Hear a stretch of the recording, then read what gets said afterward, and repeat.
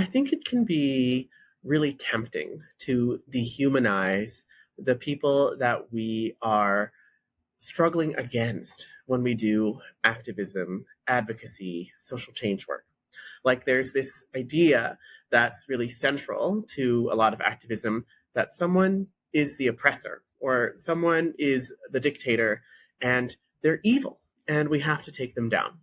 So this requires nuance and discernment to take in while also holding on to our humanity, because it's just true that there are some people who are much more responsible for the bad things that are happening in the world than the rest of us. And those people tend to be the people with the most money and power. And historically, the people with the most money and power tend to be wealthy men, wealthy white men, to be precise. So how do we acknowledge that without blanket dehumanizing people who have power or people who have privilege?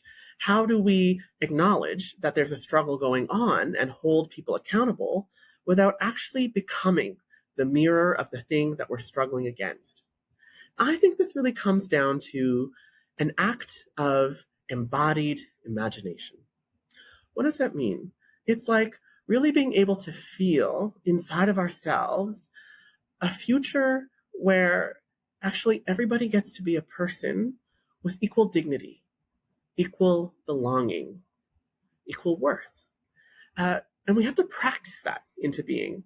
My favorite feminist, Bell Hooks, talks about love being the willingness to extend ourselves for the sake of our own and other people's spiritual growth, collective spiritual growth. And so really what this is about is it's finding the ability inside of ourselves to acknowledge that people can do bad things and frequently do cause harm, but that this doesn't mean that they are beyond redemption or that there isn't a reason for them doing what they're doing.